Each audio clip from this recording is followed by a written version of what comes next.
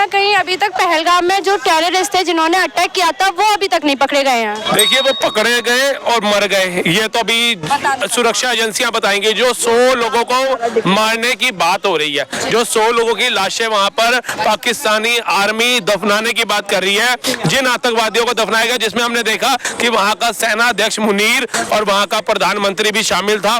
हजारों लाखों लोग हैं जब उस आतंकवादी को दफनाया जा रहा है उसके साथ खड़े हुए हैं। तो जो पाकिस्तान आतंकवादियों के जनाजों में प्रधानमंत्री के पद पे बैठ करके शामिल हो सकता है, तो हम सोच सकते हैं कि वो देश की उत्पत्ति कितनी अच्छी हो सकती है और कितनी बुरी हो सकती है। भारत और पाकिस्तान के बीच में सीज फायर हो गया है, उस पर क्या कहना चाहिए? चल भाई, देखिए एक तरीके से देखा जाए ठीक है, क्योंकि जो हमारा एजेंडा था, हमारा टारगेट था, हमारी सोच थी, हमने वो अपना काम कर दिया।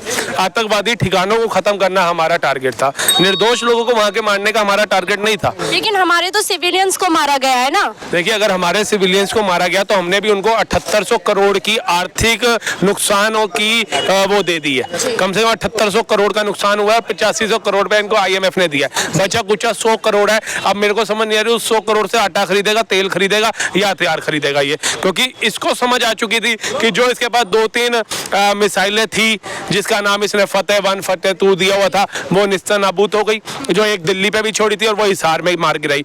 F-16 था वो भी मार गिराया, जिसके ऊपर कहीं ना कहीं अमेरिका को बहुत गुमान था कि F-16 है। S-400 रशिया का जो हमने खरीदा था उसने उसको निस्तानाबूद कर दिया। कहीं ना कहीं अमेरिका के अंदर भी खलबली बच गई कि भाई जिस तरीके से भारत पाकिस्तान के जो राफेल हैं उसके जो लड़ाकू विमान उनको गिरा रहा है, वो खरीदे तो मेरे से है। तो भैया आने वाले समय में मेरे से हथियार खरीदेगा कौन? मेरे हथियारों पर विश्वास कौन रखेगा? इसलिए वो जबरदस्ती कूद पड़ा। उसने IMF से उसको 8500 करोड़ रुपया दिलाया। भारत ने तो मना किया था लेकिन नहीं। देखिए पता क्या होता है, देखिए वो IMF है, ठीक है ना, उसके वो भारत का वो नहीं है लोकतंत्र का मंदिर, जो हमारा पार्लियामेंट हाउस नहीं है कि जिसके अंदर आप सांसदों को धक्के भी मार दोगे, जहाँ पे आप ठक ठक भी बना दोगे, जहाँ पर आप हूटिंग भी कर दोगे, माइक उठा के भी मार दोगे। वहाँ वो ऐसा नहीं चलता है, वो देशों को चलाता है।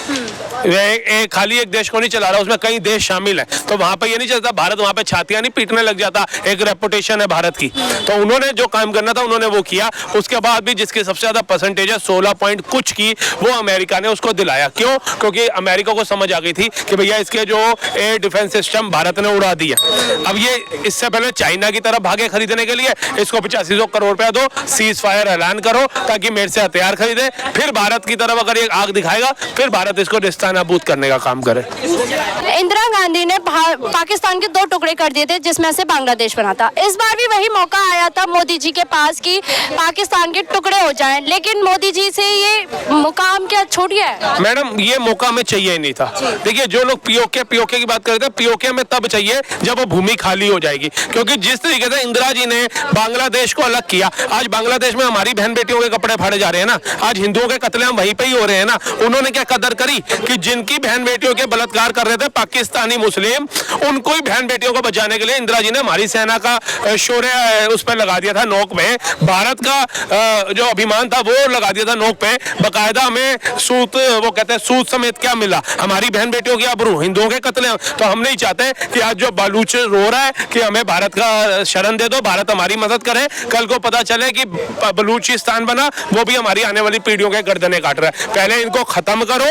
अगर देश में मिलाना है तो भूमि में मिलाओ, भूमि में रहने वाले लोगों को मत मिलाओ। जो हमारा ऑपरेशन सिंदूर था वो कामयाब हुआ, हम इसको मानते हैं। जो वहाँ का आतंकवादी था उसके 14 लोगों का खात्मा हुआ। कम से कम उसको ज्यादा नहीं इतना तो एहसास हो गया होगा कि अपनों को खोने का दर्द क्या होता है। जो पाकिस्तान को उसकी औकात बतानी थी कि तू कीड़ा था, कीड़ा ही रहेगा, मच्छर बनने की भूल मत करियो, वो भी मोदी सरकार ने और हमारी सेना ने अपने शौर्य के साथ दिखा दिया। दूसरी चीज, जो हिंदू मुसलमान कह रहे थे 2014 से मोदी जी करते हैं, वो कहीं ना कहीं जो हमारी कुरैशी मैम को उतार करके, सोफिया कुरैशी जी को उतार करके और व्योमिका सिंह जी को उतार करके बता दिया, इससे अच्छी हिंदू मुसलमान की भाईचारे की बात नहीं हो सकती। क्योंकि अगर आपने बनना है तो आप कलाम बनो, कसाब मत बनो।